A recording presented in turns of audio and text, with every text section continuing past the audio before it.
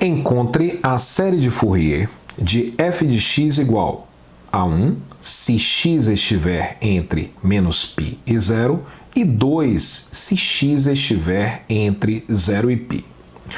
Antes de começarmos a calcular os coeficientes da série de Fourier, eu vou fazer a representação gráfica dessa função que está definida no intervalo de menos π a π. Está aí o gráfico da função, uma função definida por duas sentenças. Ela vale 2 quando x varia de 0 a π e ela vale 1, que está aqui, quando x varia de menos π até 0, ok?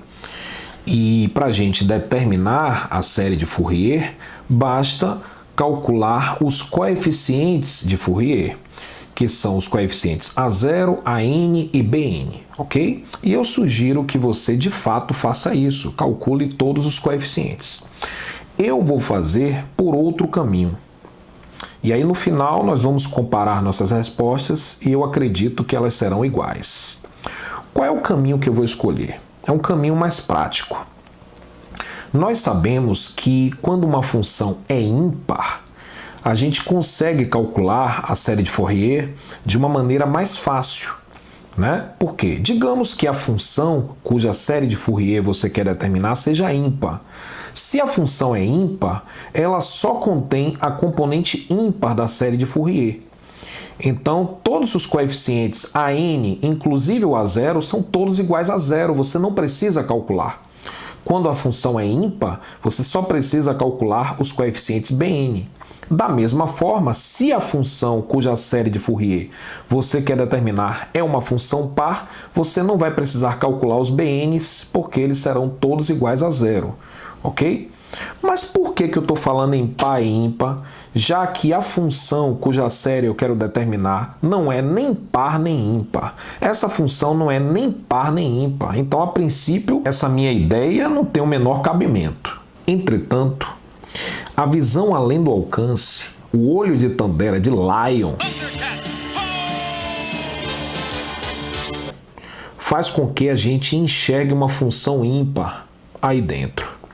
Na verdade, não é a função que foi dada.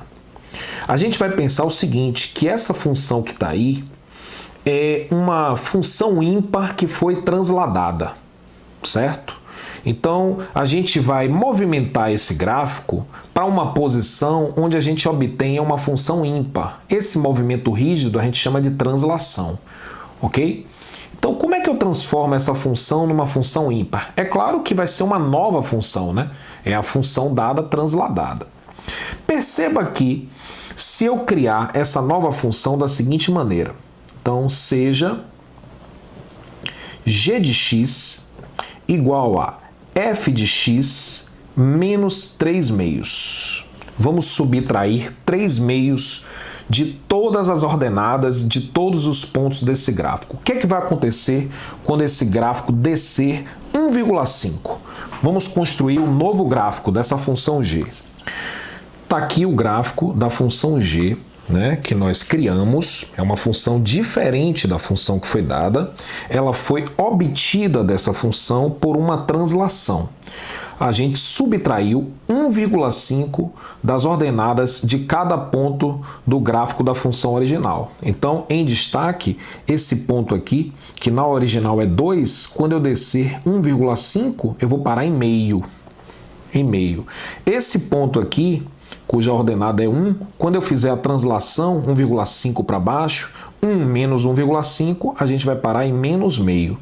Observe que a forma, se você descarta os eixos coordenados, os gráficos são idênticos, ok? Eles estão apenas posicionados em locais diferentes no plano cartesiano. E aí o que é que vai acontecer? Essa função que nós geramos aqui, que inclusive eu vou descrever as sentenças dela, essa função g, observe que essa função g, a gente pode até esquecer a função f, né? Dada a função g é meio se, vamos fazer melhor, menos meio se x estiver entre menos π e 0, e vai valer meio se x estiver entre 0 e π. Beleza, e o que é que eu quero com essa função? A ideia é a seguinte, nós vamos encontrar a série de Fourier dessa função, que vai ser mais fácil. Não é que a série de Fourier dessa seja extremamente complicada, mas a gente vai fazer o cálculo mais fácil. E aí, depois que a gente encontrar a série de Fourier dessa função, a gente vai ver como a série de Fourier dessa função está relacionada com a série de Fourier da função original, ok? Posso garantir que é uma relação bastante simples. Então, vamos ao cálculo dessa série de Fourier. Como essa função aqui é ímpar, então, na hora do cálculo dos coeficientes, a gente não vai precisar calcular nem a n nem a zero. A gente só vai precisar calcular os bn's, então vamos diretamente a isso.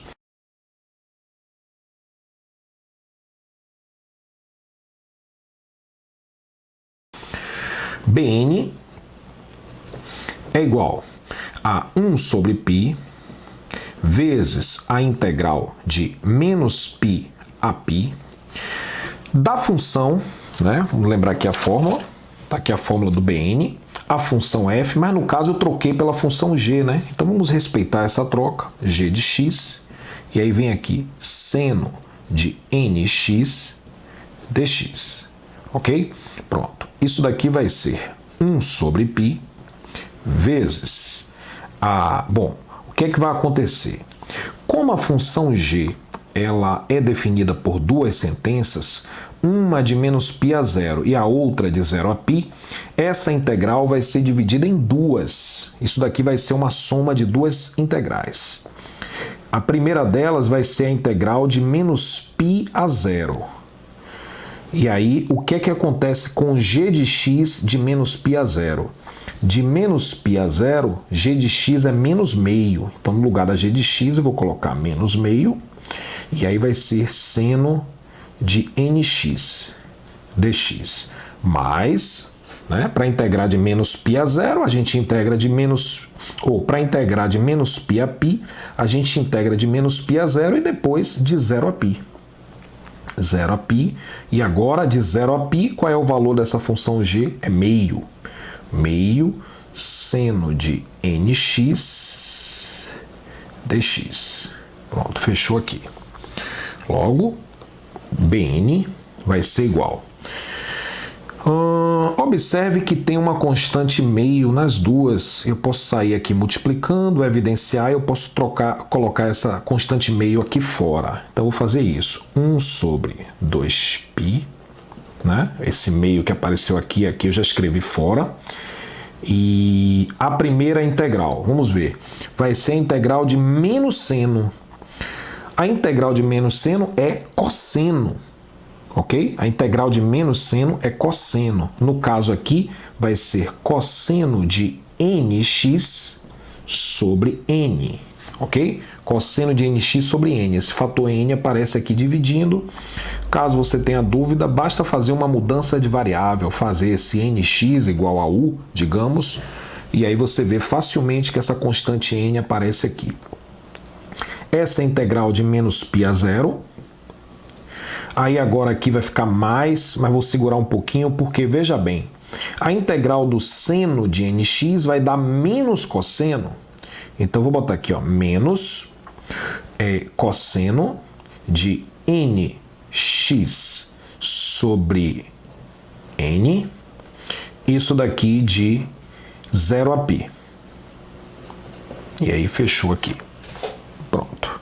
Beleza, agora é só finalizar aí o teorema fundamental do cálculo, né? Bn vai ser 1 sobre 2π vezes...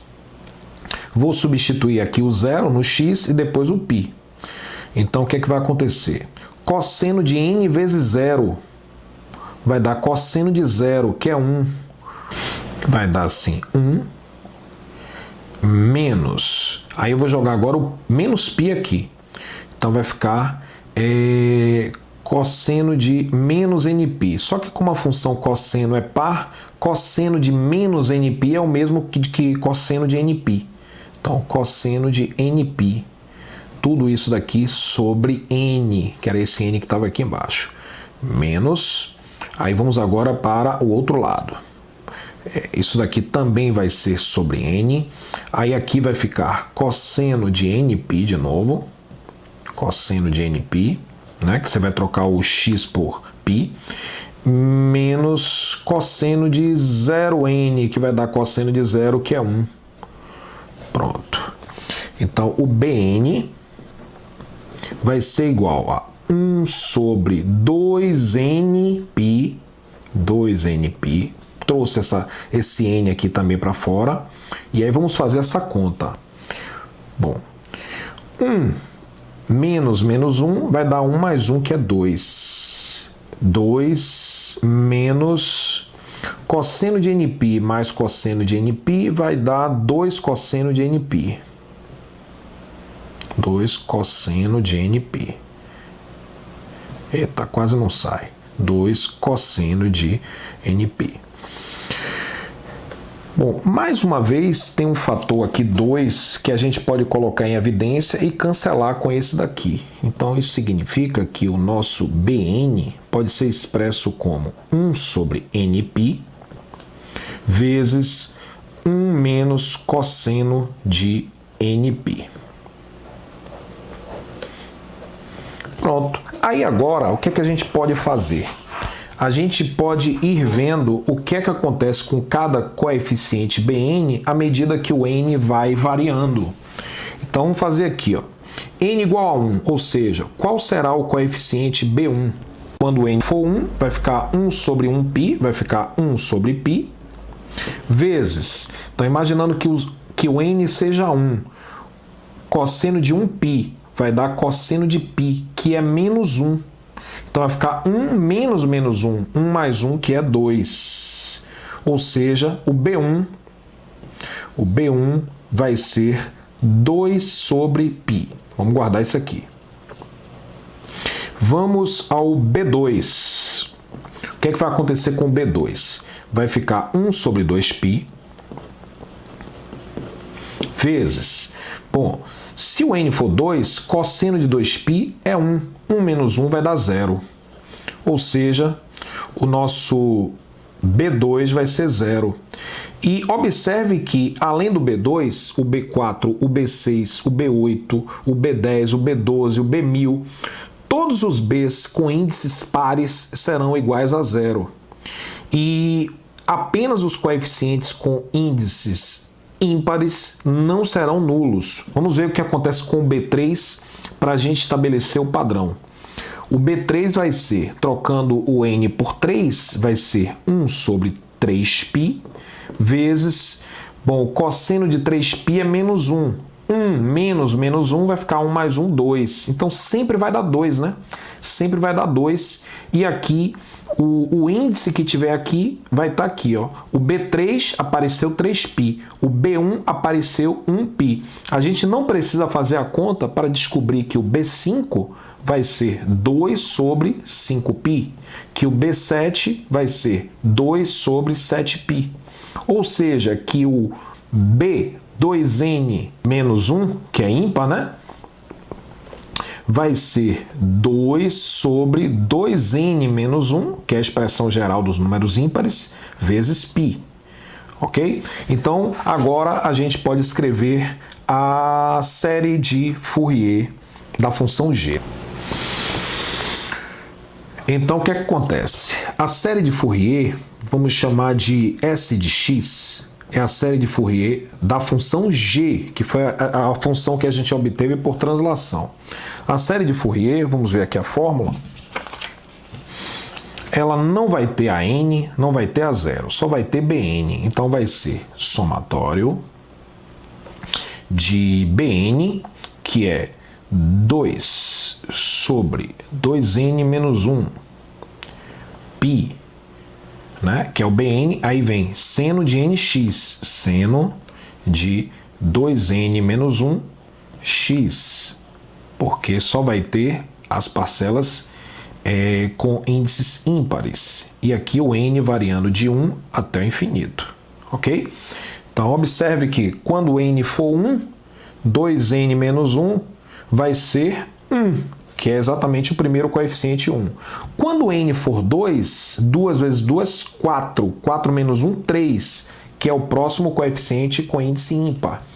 Depois, quando n for 3, 2 vezes 3, 6. 6 menos 1, 5. Aí vem o B5. Então, só vai ter B1, B3, B5, B7. Por isso que, no lugar do n, apareceu 2n menos 1, que é a expressão geral dos números ímpares.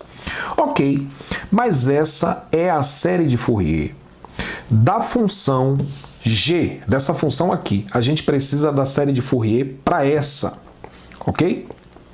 Então vamos pensar o seguinte, vamos pensar na g de x. Vamos pensar nos pontos onde a g de x coincide com a sua série de Fourier, ok? Vamos pensar nesses pontos. A gente sabe que a função g é a função f menos 3 meios. Então, g é f de x menos 3 meios. E isso daqui vai ser a série de Fourier da g. Logo, qual vai ser a série de Fourier da função f? É a série de Fourier da função g, que a gente tinha obtido, somado com 3 meios. Ou seja, a gente subtraiu 3 meios no início, obteve a série de Fourier dessa função. Para obter a série de Fourier da função dada, basta somar 3 meios, que foi o valor que a gente subtraiu, da série de Fourier obtida para a função auxiliar que nós utilizamos. E aí agora eu vou escrever a resposta.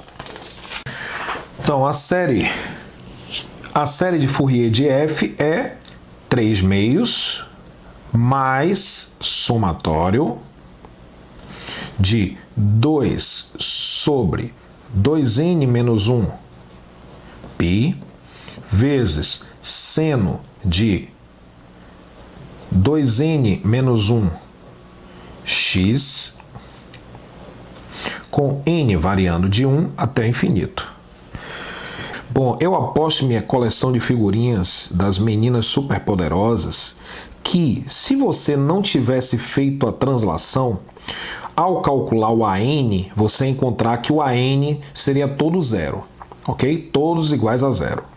Entretanto, aquele coeficiente a zero, com certeza, se você calcular utilizando a função original, ou seja, essa função aqui sem translação, o coeficiente a zero que você vai encontrar vai ser exatamente 3, ok? 3.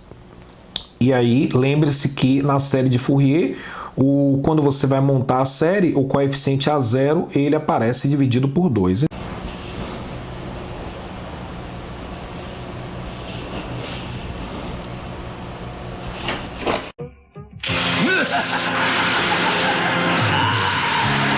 Antigos espíritos do mal, transformem esta forma decadente em